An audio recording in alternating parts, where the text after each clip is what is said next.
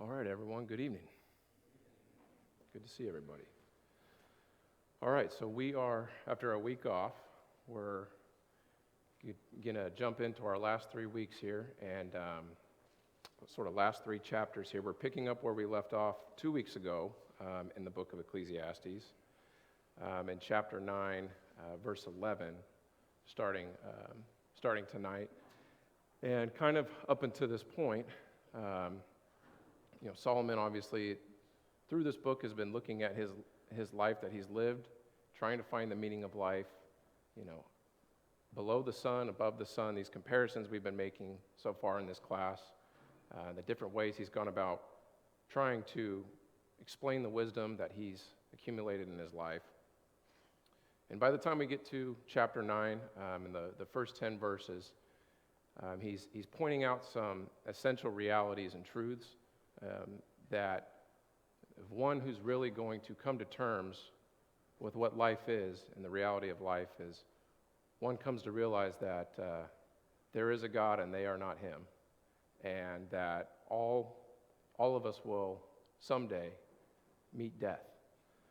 And understanding that and accepting that and making peace with that is someone who is able to see life for really what it is and to live it with true enjoyment, true peace, and knowing that, in essence, and accepting the fact that this life, in and of itself, the things that are under the sun really don't matter. What matters is we are here to glorify God, to keep his commandments, and to live for him. So, as we pick up in verse 11, it kind of continues this theme. And so we'll finish up these first several verses, and then we'll get into chapter 10. So it says there, I again saw under the sun that the race is not to the swift, and the battle is not to the warriors, and neither is the bread to the wise, nor wealth to the discerning, nor favor to men of ability, for time and chance overtake them all. And in verse 12, moreover, man does not know his time, like a fish caught in a treacherous net, and birds trapped in a snare. So the sons of men are ensnared at an evil time when it suddenly falls on them. So he sort of goes back to this point and is trying to, after leaving off in verse 10, he sort of gives an encouraging message to say, okay, now that you've made peace with these realities, wise one, sort of implying someone who has embraced that wisdom, go and live your life in peace. And picks up in verse 11, kind of makes these, brings to light the ironies and the mysteries of life that we've sort of touched on in different examples throughout this class. But, in writing, when he says, the race is not for the swift, the battle's not for the warriors, neither is the bread for the wise, nor wealth for the discerning, he's sitting here saying, in all my time I've observed that those who merit a thing don't always get the thing. And you can kind of see him trying to reason and write this out as he kind of made this discovery in his mind, as if this is all there really is to life, all this activity, toiling, the word that he uses, all these things that he lists here. If this is all there is to it, why doesn't it all make sense? If this world is perfect, if this really is all I have to live for, why are things like the strongest and most experienced and most feared warrior doesn't, will lose a battle, or the most wise person won't become the most wealthy? And it's interesting. I've interacted with people who are purely logical and purely earthly in that sense. Don't, like what we've been talking about, don't acknowledge a life to be lived above the sun, and come up with their own sort of theories as to why things like that are, why there is that injustice that Solomon has brought up several times throughout this book. But all come up with different answers and different reasons, and there's no real clear point or answer to it.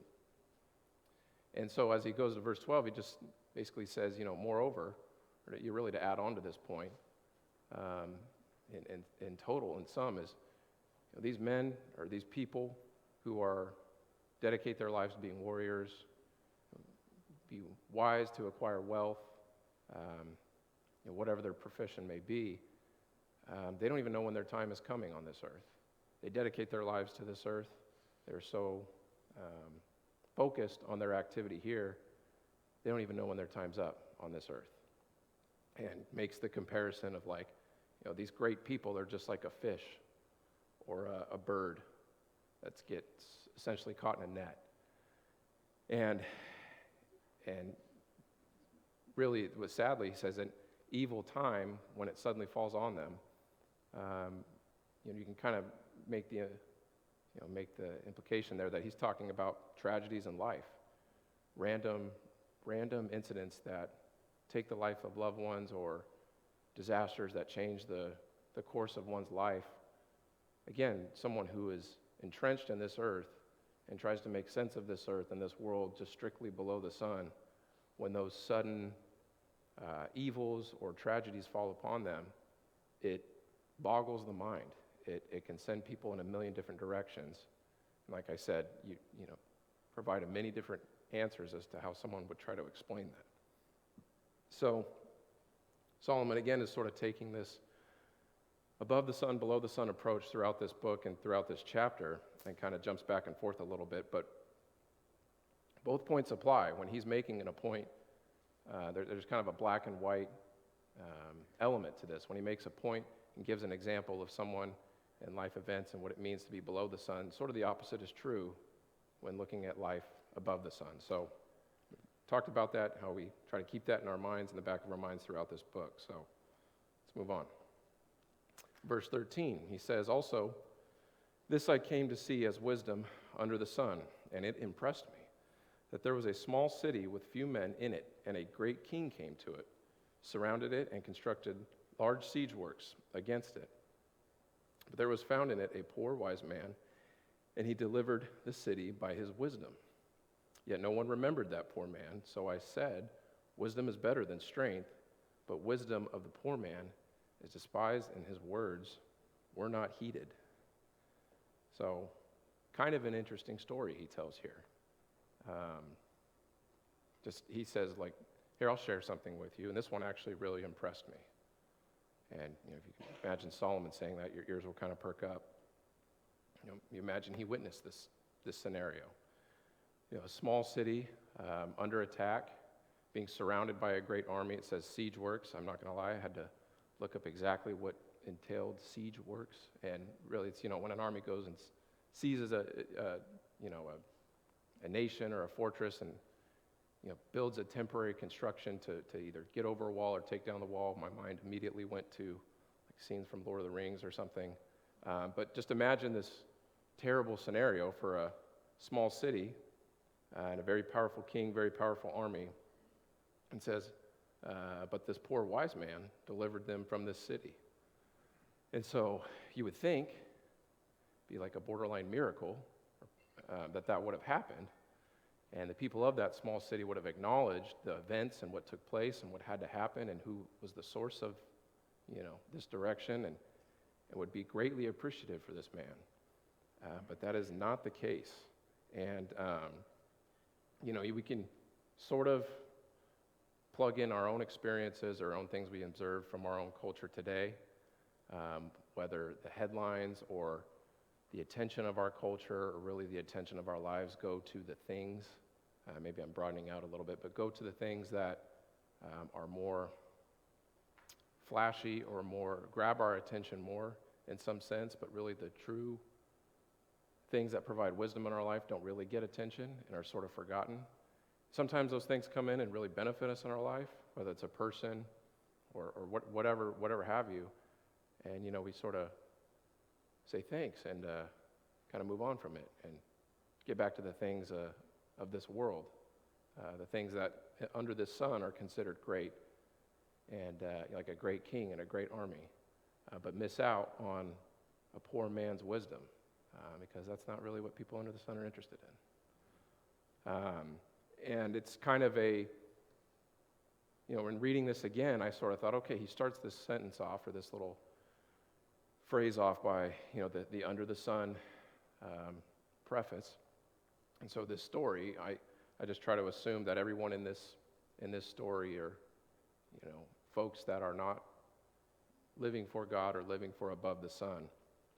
And just think of this poor man, this poor wise man, who maybe this was his moment in life and his flash of fame to really step up and contribute, and does so, maybe briefly is recognized for it, and then is like forgotten. And this guy lives his life under the sun, and he too is forgotten.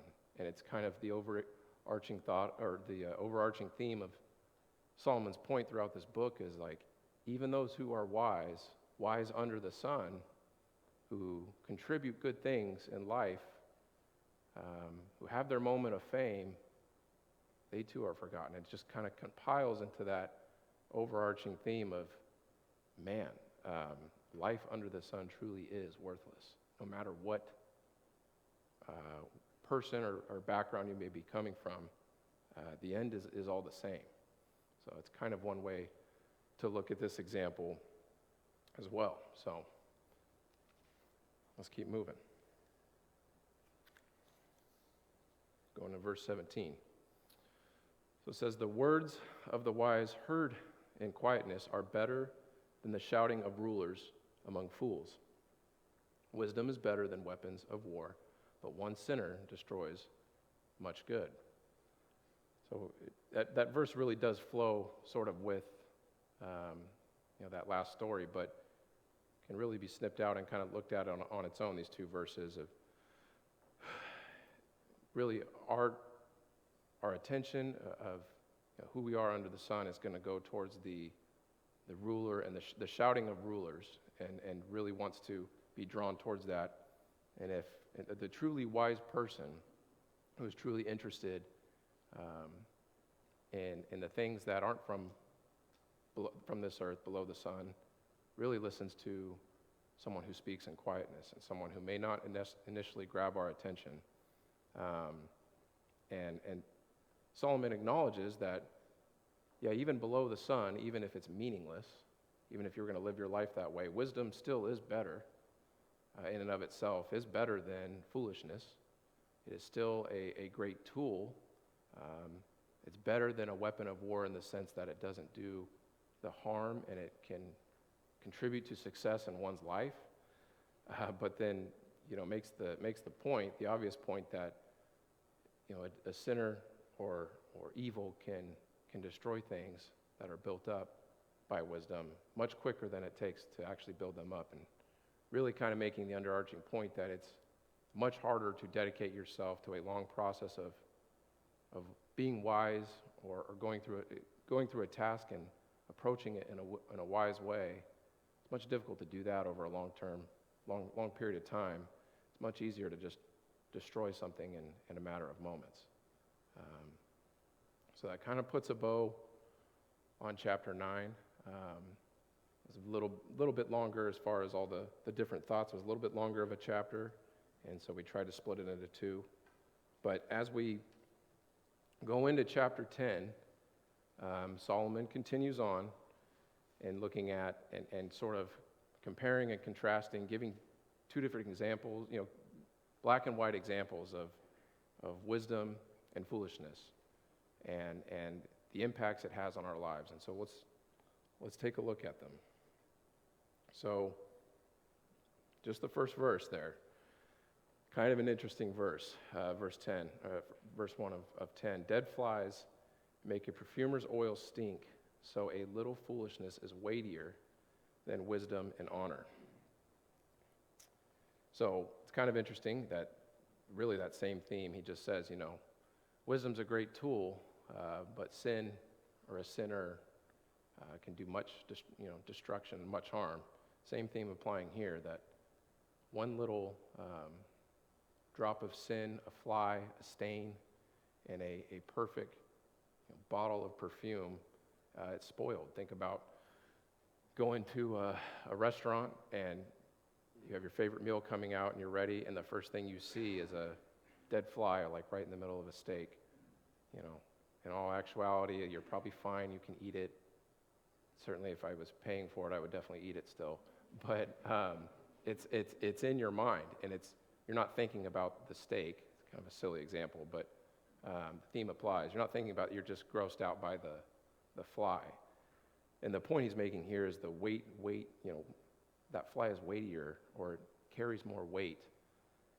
When I hear that term, I think about going back to high school and college and hearing about your weighted average and grades, and how one test or one assignment has much more impact on what your final grade is going to be than all the other work that you've done. And I can remember a specific example.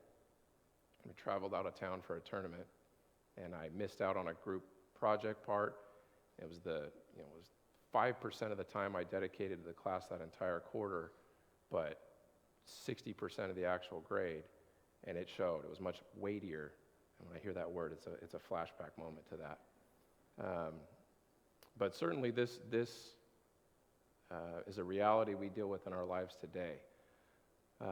In relation with each other and our families, we do our best as Christians to try to live our lives in a wise way, in a faithful way, for one another, for our families, but ultimately for God.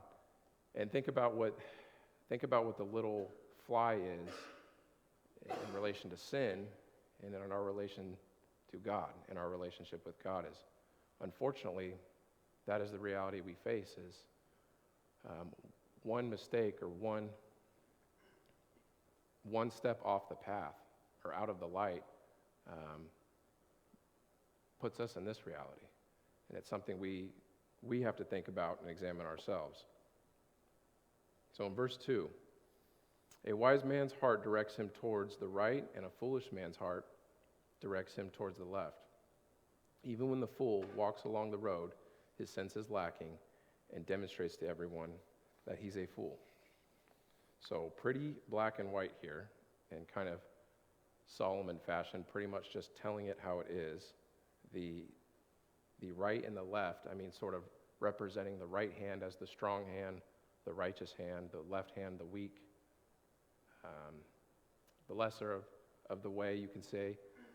And really demonstrating, he's saying that the one that chooses the left path, the one that chooses the path of being the stink fly, is really going to demonstrate that. It's much more, continuing the same theme of verse 1, will display that in one's life. But I saw a hand. Carrie. Going back to verse 1 and then tying it with this, the irony is the truly wise person knows what is foolish and how to avoid it. So if a quote-unquote wise person demonstrates foolishness, then you have to say that person doesn't know wisdom, much less personify it. And so, like I said, the wise person knows foolishness and doesn't go there in the first place. Certainly. Think about times in your life where you've had a idea about someone, or you've built up, sort of certain idea of someone, of their reputation. You spend enough time with them, and then you see them make a mistake, or you see them disappoint you in some way, shape or form, or something happens and they react the way that you don't think that they would. It sort of shocks you a little bit, and sort of makes you question a little bit everything that you know about that person, and you're sort of paralyzed by that one thing, and it has a much weightier effect on you than all the time and equity built up of maybe, say, a long stretch of wisdom, if we're going to use the terminology here. And then think about that in the sense of your own life, where the reverse of that happens to you, and you make a mistake, and people question you, or you make a mistake, and sometimes all you can remember is your mistakes. I can certainly remember playing golf, dumb example again maybe, and I wish this is a concept I wish I really would have grasped back in the day, is I focused way too much on my mistakes and how I was 2 or 3 steps away from being perfect, instead of focusing on like the other 85% of the time I played pretty good, but was so obsessed with what I did wrong, it had all kinds of negative effects on me. But allowing those mistakes to really make a scarring impact or a weightier impact on myself, The same applies when we interact with our brethren or our families, when things like that happen. So that's really the point that Solomon's making here, and that it demonstrates itself when those things happen. So let's keep moving. All right, verse 4. So if the ruler's temper rises against you, do not abandon your position, because composure allies great offenses. So sort of this verse kind of flows with the next few, but kind of wanted to separate this off. And you can kind of just, if we're looking at it in our context of maybe of our lives today, replace that word ruler with obviously boss, or even spouse, friend, child, coworker, whatever. And the point being that one is supposed to have an effective composure, and that composure really calms and really settles great offenses. And if you've been wronged, and we sort of talked about this a couple times in this book, if you've been wronged, the worst thing you can do is continue to pour flame on the fire itself. And reacting in itself with composure calms the situation down. And then verse 5, there is an evil that I have seen under the sun, like an error which goes forth from the ruler. Folly is set in many exalted places, which rich men while rich men sit in humble places. I have seen slaves riding on horses, and princes walking like slaves on the land. So kind of an interesting comparison here. What is he, when he says, I have seen slaves riding on horses and princes walking like slaves on the land? What is he getting at here? What theme is he trying to display? Something's backwards. Yeah. I mean, he says it himself. I've seen it. It's from the error and at the fault of the leaders themselves. Kind of the injustice that people who maybe aren't so qualified getting the higher positions, and those who are more than qualified being overlooked. Certainly happens in our workplace or in our careers, but in all kinds of realities of this life. People, we watch TV and watch the wealthy and the famous of this world and think, like, are you kidding me? That person's famous for that? And I'm struggling here, and I'm doing everything I can and grinding every day, and I cannot, That is a simple way. He's putting it in simple terms, but that's a theme that stretches to many different parts of our lives. Okay, let's keep moving. So verse 8 says, he who digs a pit may fall into it, and a serpent may bite him who breaks through a wall. He who quarries stones may be hurt by them, and he who splits logs may be endangered by them. If the axe is dull, he does not sharpen the edge, then he must exert more strength. Wisdom has the advantage of giving success. If the serpent bites before being charmed, there is no profit for the charmer. So, sort of showing here and making the overarching point to me that truly a wise person is someone who's going to think and plan in advance and not rush through life. He's saying, one might bust through a wall and a serpent will be right there waiting for him to bite them. Or, talking about the person who's trying to split logs with a dull axe, won't stop and take the time to just sharpen the axe, the 10, 20 minutes it'll take to sharpen the axe, and in the long run will be much more efficient and productive in what they're doing. The thing that came to mind when reading that is the phrase, put more paint on your brush, son, because I would sit there as painting, I would just sit there and just try to paint the entire wall with one roll of paint and just get, I'm just going to keep going, but I've completely put an uneven layer of paint on the wall and I have to go back and redo it instead of just taking the time. Silly example, but he's pointing out the difference here of one who is wise and one who is foolish. One who will go through life and slow down and take the necessary steps um, to sharpen themselves. And I kind of think about, when I ask ourselves this question, in our faith and our journey as Christians, are we sort of just doing the bare minimum and trying to go through life with a dull faith, trying to split the logs that come at us in this life with a dull axe? Or do we take the time, whether it's studying on our own, studying with others, spending time in prayer, reaching out to others, all the things that we talk about, that we know about. But do we spend the time kind of sharpening our faith, slowing down and doing those things, making time, whether it's getting up extra early in the morning, staying up a little bit later at night, rearranging some priorities, things that I've had to sort of examine in and of myself. You do those things over a stretch of a week, and then 2 weeks, then a month, 6 months, a year. It's very difficult to stick to that. You might want to just rush through it. Yeah, I fulfilled the requirements. Let's get back to what we were doing. And then, whenever the serpent comes up and tries to bite you, you're going to face it with a dull axe, basically. That's kind of where I was thinking as far as our lives. Do we stop and do what is necessary?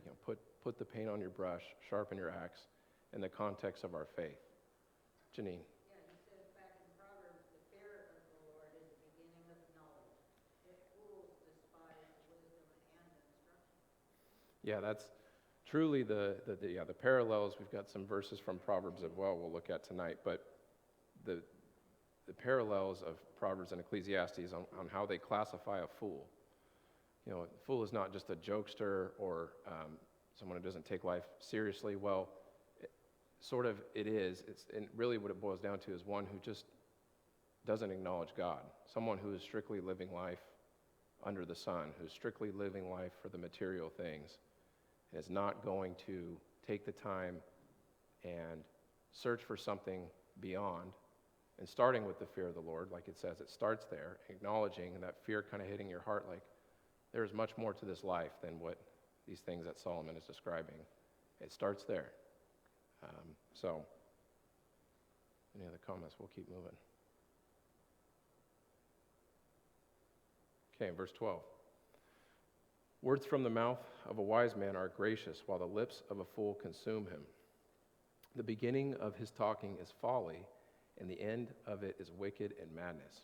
Yet the fool multiplies words. No man knows what will happen, and who can tell him what will come after him? So, that the key word here to me is consume, or consumes him. And he's focusing in on one who is foolish, one who lives their life in a foolish way, and specifically talking about the things that come out of one's mouth and the speech that comes out of one's mouth. Take the example we talked about of, if you're trying to dedicate yourself to something as a wise task or something that will sharpen your axe, do the opposite and dedicate your life to carelessness of what comes out of your mouth, using an exaggerated example here. And this consuming theme will take over. And the end of it, as he says, is just wicked and madness. And kind of throws up his hands and says, at that point, who knows what will happen? It's sort of a 100-mile-an-hour train just off the rails. And so, kind of a pretty serious situation. And verse 15 says, the toil of the fool so wearies him that he does not even know how to go to the city. So a short verse, kind of isolated it. What is the theme he's getting at here? The toil of a fool, he doesn't even know how to get to a city. If we had to give our best stab at it, what is he summarizing all the things that he's talking about here? All the work and all the things that a fool and the activities that a fool, and we've classified it as someone who's dedicated strictly to their life under the sun, apart from God, a life of that, really, all the toil of a fool. Doesn't even know how to go to a city. What does he mean by that? Nolan. Just mean that whatever he doesn't produce anything. It's non-productive. Yeah, I mean, go to the city, go to a home, go to a destination, a place of rest. Sadly, people I've interacted with in my life, people I've seen or observed, that have sort of this pattern several times throughout their life, try to, I guess, sort of reinvent themselves or rededicate themselves to another thing. And sadly, as that continues, you just sort of see that, unfortunately, this person's just kind of lost and is searching and cannot find that destination. And a life of toiling and foolishness, I just think of wandering in the desert for 40 years, wandering this world, just toiling, and can't even find themselves to find a place of home, of peace. Carrie. Ultimately, I would say ultimately in general, the fool does not succeed. Because success is very temporary and fleeting. And ultimately, this chapter goes back to that verse you read. Time and chance happen to everyone.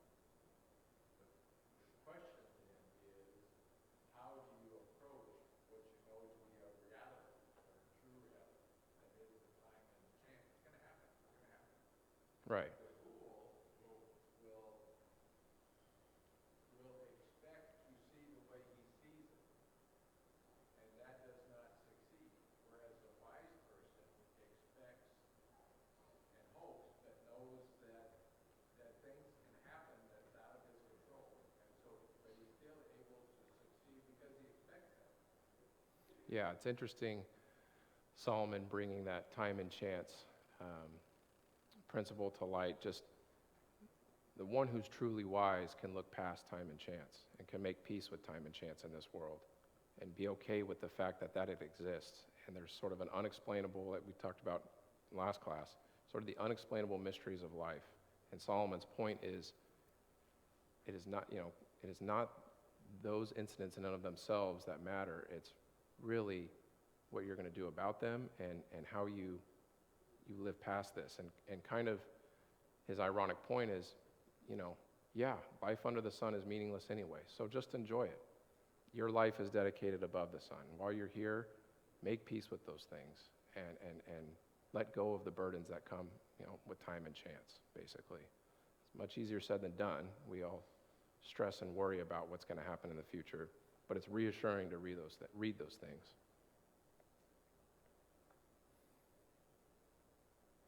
Okay, so a couple of just verses I had picked up. When we're talking about, a foolish person toiling and trying to find their way or is lost. In Proverbs 14, verses 8 and 9, it says, the wisdom of the sensible is to understand his way. So cares about where they're going and cares about, what is the true way I should be following. Has had that fear of God really permeate their heart. It says, but the foolishness of the fool is deceit, and fools mock at sin.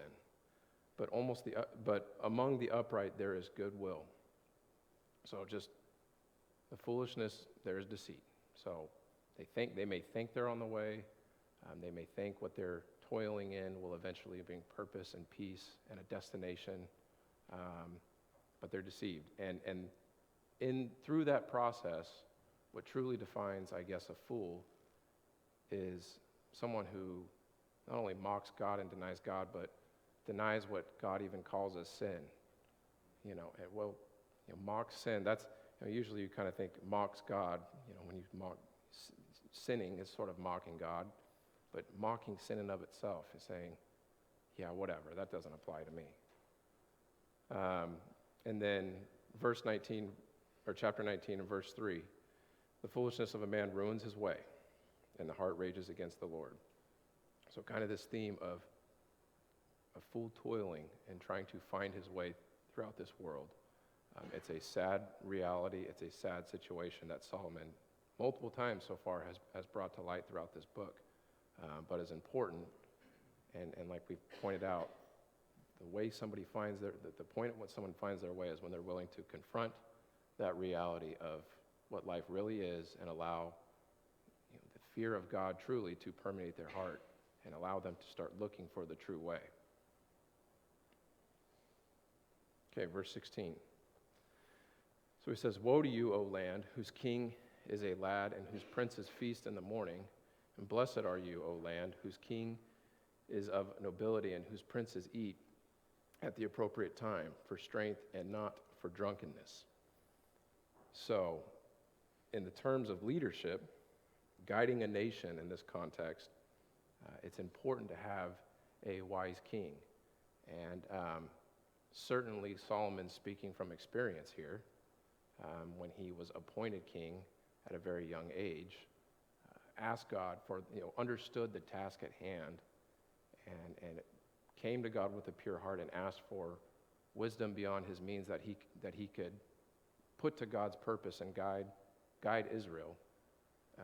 So he's truly speaking from experience here, obviously, and then has observed many other nations, has made allies and friends with many other nations, and has probably seen the adverse effects of a nation led by one who is foolish. And so, in verse 18, I'm blanking on that word. I read the other word. Basically, laziness, and the rafters sag, and through slackness of the house leaks. Men prepare a meal for enjoyment, and wine makes life merry, and money is the answer to everything. So he sort of, I think, is sort of talking in sarcastic terms here, or just takes on the role of the complete opposite. He's like, well, on the other hand, there are men who, instead of focusing and eating at the appropriate time or dining for the appropriate reasons and conserving their energy for their later work, they make meals just for pure enjoyment, wine to get drunk and be merry, and money is just the answer to everything. Laziness, through the laziness, you can see their fortress, their palace, their houses start to leak and sag. Goes back to that theme he pointed out, that foolishness will show itself. It will rear its head in time.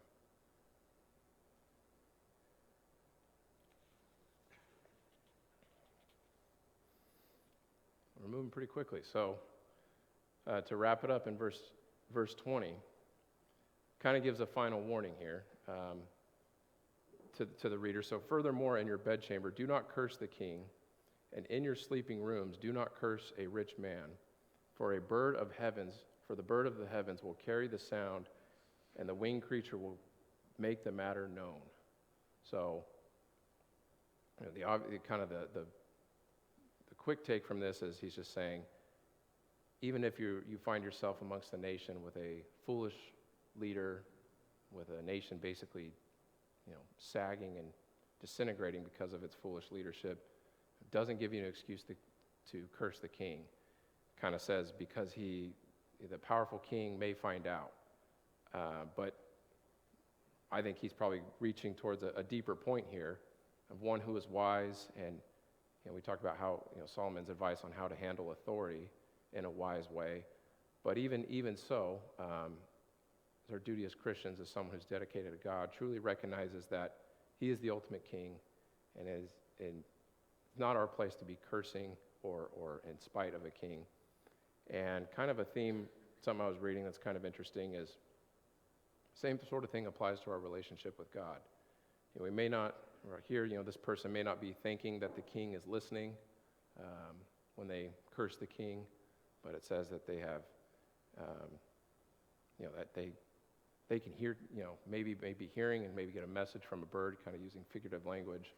But if we kind of approach that on our responsibility towards God and how we live our lives toward God, and we might think, oh, he's not really paying attention, not listening, or not really watching how I live, sort of subconsciously living that way, that's a dangerous thought.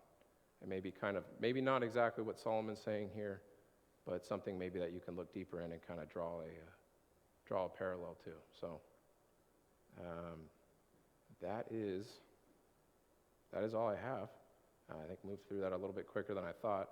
We just have 2 weeks left, 2 chapters, chapters 11 and 12, and then we'll be done with the class. So if there's any last comments or anything, Judy. So in verse 20, it's like, you don't need to spread the news because sooner or later, the kings, it will be found out. Is that what this is kind of saying? That's certainly one way to look at it.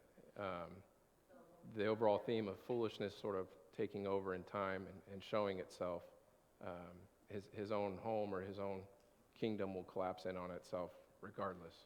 So if we're around people that have to be around just because of your work or whatever situation, and they're driving you nuts because you can see you shouldn't be in charge of this office or whatever it is, there's no point in complaining about it because eventually it's going to come down. Is that how I can apply that? Totally, and applying it the same what he said earlier of approaching a ruler even when you are approaching a ruler or some authority figure with great temper, to approach it with composure, and obviously for the sense of keeping yourself out of that foolishness, but just realizing that in time, that foolishness will take care of itself. That mentality too. So no, it's a good point. So, okay, well, that's it. I think we're gonna get out of here a little bit early. So these things are always tricky. Sometimes I to rush and go way over, and this one went through pretty quick. So thank you, everyone. Oh, okay.